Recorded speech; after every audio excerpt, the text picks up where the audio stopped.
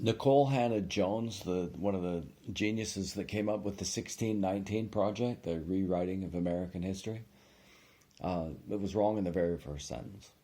All kinds of errors with it. Who cares? But she's a big figure. She was trying to rewrite American history for under 16s. It's her book is the 1619 project is taught in schools. So anyway, so she's looking at the Ukrainian crisis right now, and she can't help but see how it's been racialized. I've noticed that too. There's a lot of racial discrimination going on in Ukraine, where the what are they, like a Slavic peoples, Russians, Slavic peoples, are engaged in a lot of racism towards one another. That's what she said. And I like Douglas Murray reported on it, and I believe that he heard her say it. He wouldn't say he's not a liar. He's a bit of a bore after a while, but he's not a liar. You don't have to make up stuff in this business anymore. It's business. Pointing out the insanity of these people is big business. You don't need to make up much because they keep providing us with material. Anyway, Hannah Nicole Jones, author of the 1619 Project. I hope I got her name right. I can't help but see parallels probably to problems the United States has had with racial discrimination and whatnot.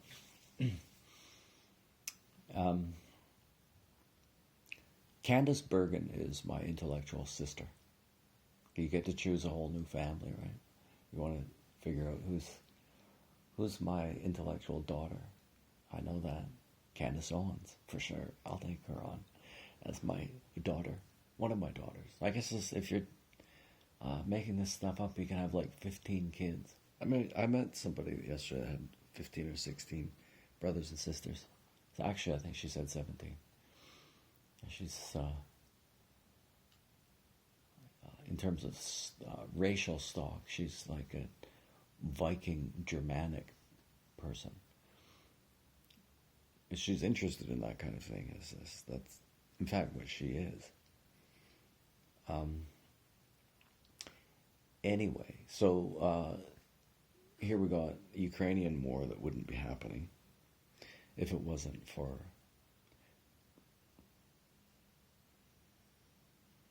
people who don't vote intelligently or speak intelligently or write intelligently.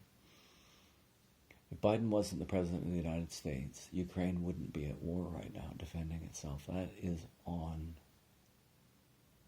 the people who voted for him. If you voted for him, you have being a citizen is a set of responsibilities, right?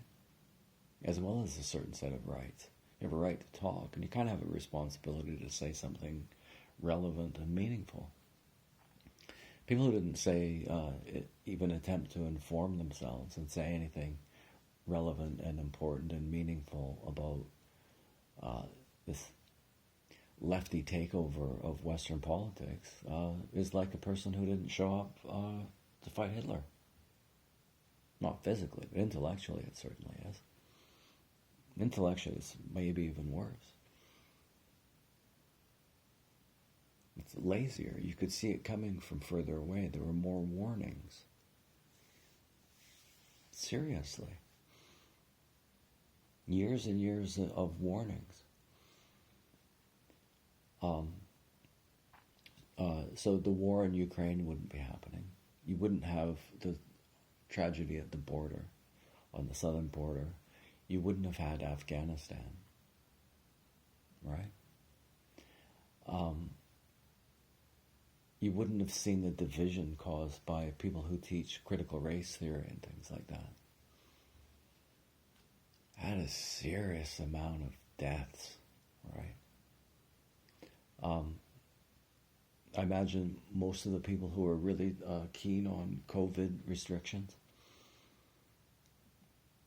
The amount of suffering that created is absolutely incalculable. Literally, absolutely incalculable. Because you don't know the long-term effects.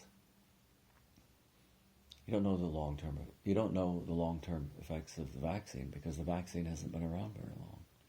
You actually have to wait for time, through time to figure out what is going to come up, right? I mean, it's literally not quite. Well, it's impossible to know for sure. And what we know for sure is that you'd expect, Pfizer is attempting to cover up the science. So there's a lot more side effects than people knew, which is what you would expect. Because as it's used more and more, then you would see that there's more and more side effects associated with it. But the interesting thing about it is that Pfizer's trying to cover up that science. It would take 75 years for them to release all the science on the COVID thing. That's how they organized that. Pfizer wanted 75 years to turn out over the science on the vaccine.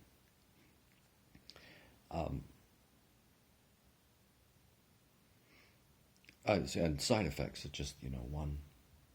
Some people have been disabled for life. There's neurological consequences, like they'll never walk again. And pretty clearly, I think in one case at least, absolutely it was caused by the vaccine. Why does it seem like I'm forgetting something? You wouldn't have had the tragedy in Afghanistan. You wouldn't have the tragedy on the border. You wouldn't have the tragedy of the Ukraine war. But at some point, the bodies do pile up, right? And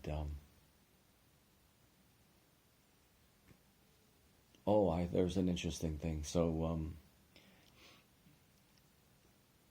couple actually. So what this is doing is it's giving far right kind of Trumpian type people a better chance of taking power. There's a danger of a serious swing to the right in politics, and the worse that will probably get bad, and it will get bad because of the outrageous behavior from the left. So the left is causing the right-wing reaction. Definitely. It's a little bit like there's a BLM activist, and she's talking about the black on Chinese crime, right? There's a lot of it. And there's this black woman, she said, that's white supremacy. White supremacy is causing black people to mug Chinese in big cities in the United States. She actually said that.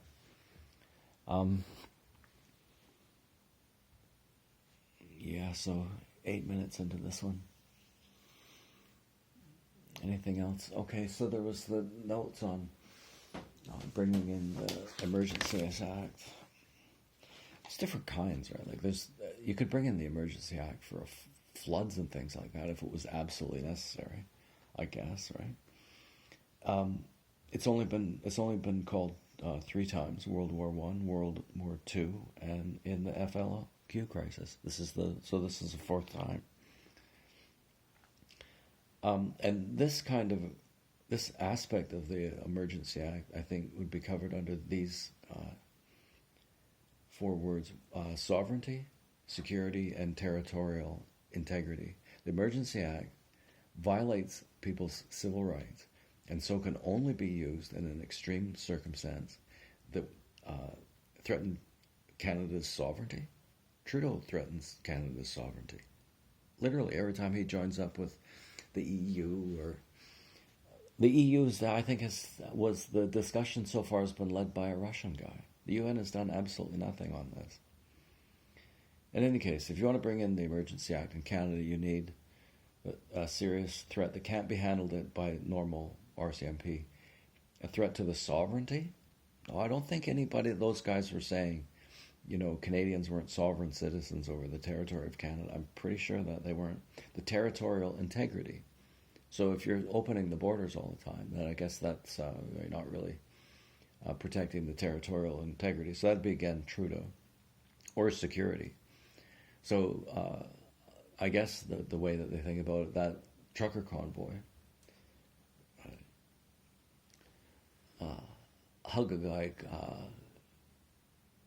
trucker protesters were a threat to the security of Canada. It's absolutely ridiculous. Absolutely ridiculous.